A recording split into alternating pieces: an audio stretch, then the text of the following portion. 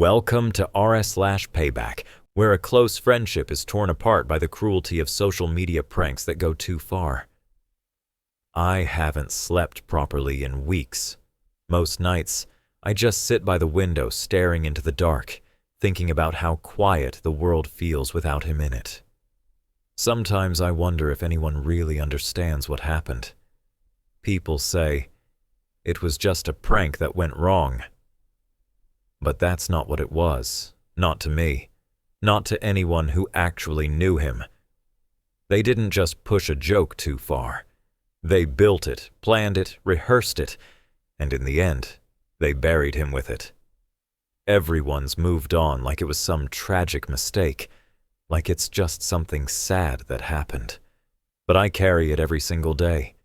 The look in his eyes, the silence after the laughter, the way no one stepped in when it really mattered. I keep telling myself if I write it down, maybe it'll make sense. Maybe the weight in my chest will lift, even a little. But nothing makes this right. Nothing brings him back. This is the story of how they murdered my friend. And they did it smiling, with a camera in their hands. Mason wasn't flashy. He wasn't the loudest in the room or the guy with the most followers. But he was the kind of friend who made you feel seen. And in a world that moves too fast, that kind of thing sticks with you. We met in freshman year, both a little awkward, a little unsure of ourselves. He had this nervous laugh that would sneak out at the worst times, and a habit of over-explaining every joke he made. But he cared. You could see it in the way he listened, really listened, when you talked. Mason struggled with anxiety. Some days he'd cancel plans last minute or go quiet for a while, but he always came back with an apology and a bad meme. He didn't want to be a burden. That's something he'd say a lot. I'd always tell him he wasn't. We had our own rhythm. Movie nights, random deep talks, inside jokes no one else understood. But somewhere along the line, I started to notice a shift.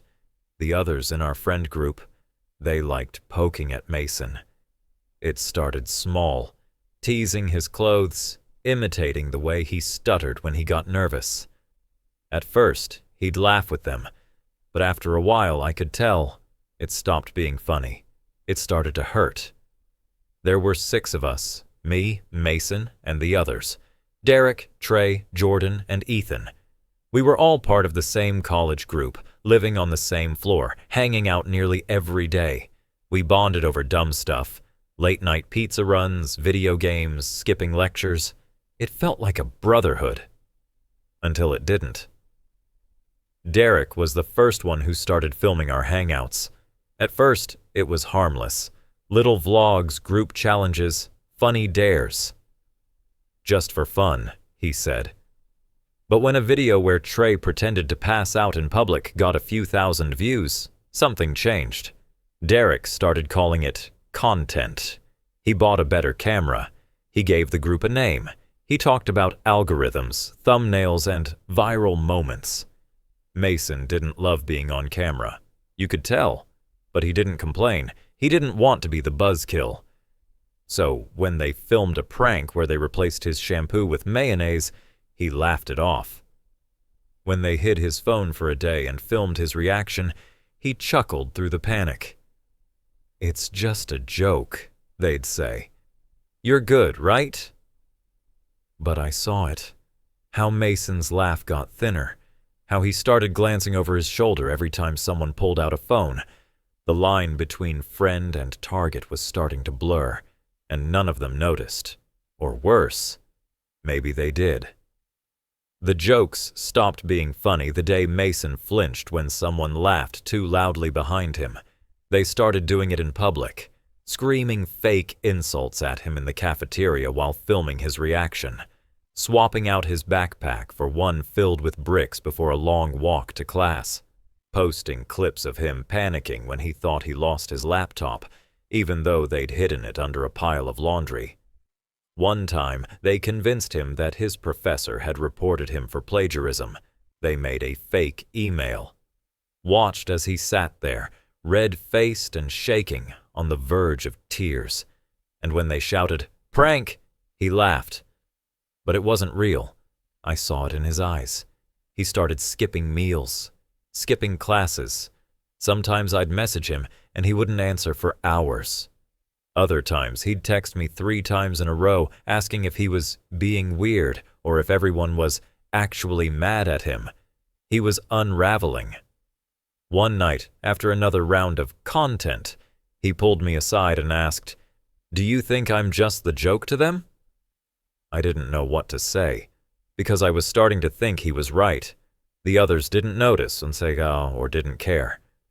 Mason was good content. He reacted big. He cried quietly. He made them feel powerful. And somewhere between the jokes and the views, they forgot he was a person. Derek always wanted to go viral. He talked about it constantly, how if they could just hit the right moment, the right twist, they'd blow up. He started pitching bigger, riskier pranks. Stuff that crossed the line. Stuff that wasn't funny, just cruel. And then one night, he had an idea. What if we made Mason believe one of us was dead? At first, I thought he was joking, but he kept going. Like a fake suicide thing. Leave a note. Vanish for a day. See how he reacts. Trey laughed. Ethan said it was twisted, but kinda genius. Jordan didn't say much, but he didn't say no. They all started tossing around details. Where to plant the note, how to stage the disappearance. What Mason should find first. I wasn't there for all of it. I wasn't invited to that planning session. Maybe they knew I'd try to stop it, or maybe they just didn't care anymore. Derek justified it to everyone by calling it a social experiment. He said Mason needed a wake-up call, that he was too sensitive, too dramatic, that this would shake him up and build resilience, that it would make great content. They even planned the video title, "We Faked Our Friend's Death. You Won't Believe His Reaction." They thought it was funny, clever, edgy. What they didn't think about, not even for a second, was what Mason had been carrying. How close to the edge he already was. How fragile he'd become under the weight of their so-called friendship. And by the time I found out, it was already too late. They went through with it. Jordan was the one chosen to disappear. He left his phone cracked and abandoned near the campus train tracks. They planted a torn hoodie nearby, one Mason would instantly recognize. They wrote a note, made it look messy, rushed, raw. "I'm sorry, I couldn't take it anymore. Tell Mason this isn't his fault, even though..." They left that part hanging, on purpose. At 7:42 a.m., Mason found the note shoved under his dorm door. By 7:45, he was sobbing uncontrollably on the hallway floor, holding the hoodie like it was a corpse. He called me first. I'll never forget the sound of his voice. Broken, breathless, gasping between sentences. "He's gone. Jordan's gone. I think I did this. I think I made him do it." I told him to stay where he was. I ran, literally ran across campus. But by the time I got there, he had already called Jordan's mom. He had called campus security. He had called 911. He thought someone had died, and he thought it was his fault. They watched it happen from the other end of the building. Cameras rolling, huddled in a dorm room, whispering, laughing, waiting to pop out and reveal the twist. But by the time they did, something in Mason had already broken. He didn't cry. He didn't scream. He just stood there, stared at them, and walked away. The moment they jumped out, cameras rolling, I wanted to scream. It wasn't funny. It was wrong. It was cruel. But they didn't see it that way. Derek and Trey laughed so hard they could barely stand, their faces gleaming with excitement. Ethan clapped his hands, whispering, "We did it," like they'd just pulled off the perfect heist. But Mason didn't laugh. He didn't scream. He didn't do anything I was expecting. Instead, he stood there, frozen, eyes wide, breath shallow. The silence in the room became suffocating, louder than any shout or cry. His face drained of all color, and I saw the way his entire body crumpled, like a puppet with its strings cut. He didn't even flinch when they yelled, "Prank," like it was supposed to be some magical word that would undo everything. He just turned. He walked away without a word. His footsteps were slow, deliberate, but he didn't look back. I wanted to go after him, to apologize, to beg him to stay. But something told me it was already too late. I watched him walk down the hall, shoulders hunched, hands shaking at his sides, and a heavy, terrible weight settled in my chest. I could feel the air in the room change. The others were still grinning, expecting praise, expecting me to laugh along with them. But all I could think was, this is it. This is the moment he's been pushed past the breaking point. I couldn't even look at them. I just stood there, a pit opening in my stomach. And as Mason disappeared around the corner, I realized I had no idea how to fix this. There was no coming back from this. The next few days were unbearable. Mason avoided everyone. He didn't pick up his phone when I called. He didn't reply to any texts, not even the ones I sent begging him to talk to me. I'd sent him a dozen messages.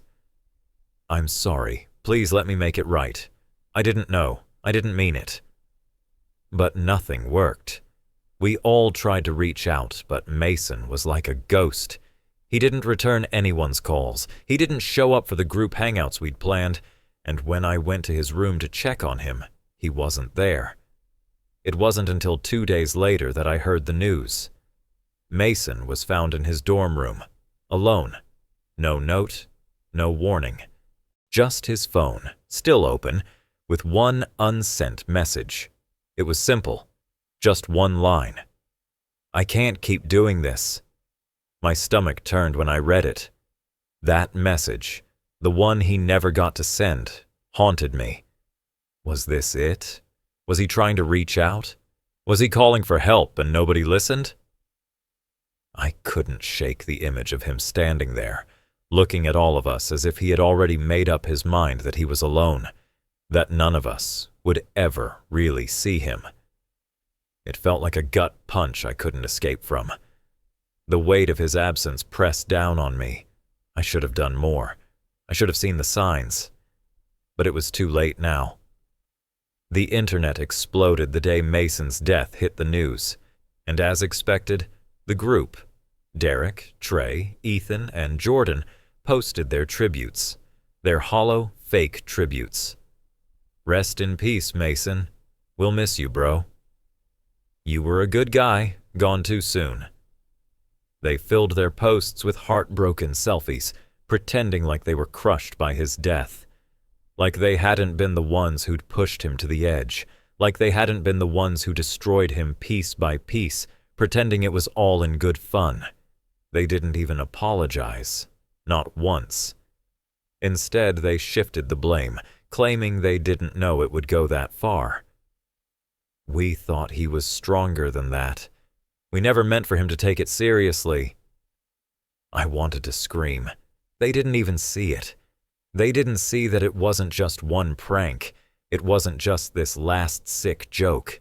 It was everything. It was the years of slowly breaking him down, turning him into a punchline, and pretending it was all for laughs. Mason wasn't just a joke to them. He was collateral damage in their pursuit of followers and views.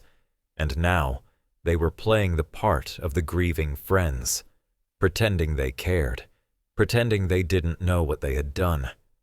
I couldn't bear it. The guilt, the rage, the hollow sadness that followed me everywhere. And that's when I realized it wasn't over. It would never be over. I keep asking myself why I'm writing this, why I feel the need to spill my thoughts into words when nothing can undo what happened. Maybe it's guilt, maybe it's rage, maybe it's the crushing helplessness that weighs me down every day, reminding me that I failed Mason. We all failed him.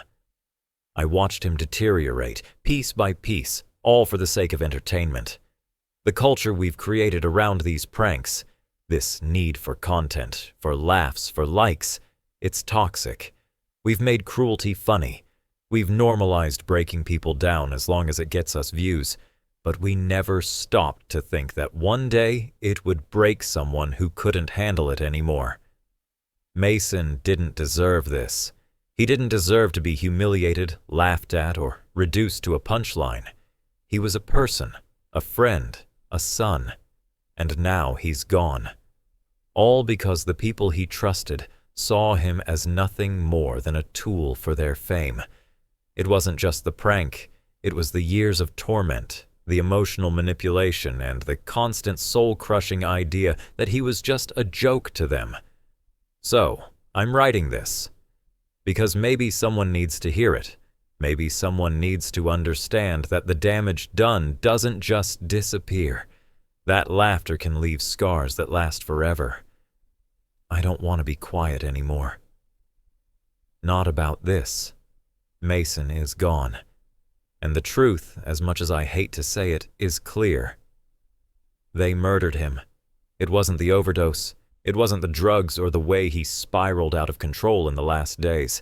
It wasn't his struggles with mental health, though those certainly played a part. What killed him was the constant erosion of his sense of self, the gradual destruction of his worth. What killed him was the cruelty, masked as pranks, the disregard for his humanity, and the years of making him feel less than. It wasn't a single joke that broke him. It was the accumulation of every laugh at his expense, every moment of isolation, every instance of being treated like he didn't matter. This wasn't an accident. This wasn't something that happened by chance. This was a choice. A choice made by people who thought their entertainment was more important than a person's life. They didn't know where the line was. They didn't care to find out. And now he's gone. So, I'm begging you, please don't be the reason someone feels worthless. Don't be the one who pushes someone until they can't take it anymore. Don't let content or pranks become an excuse for cruelty. If this story does anything, let it serve as a warning.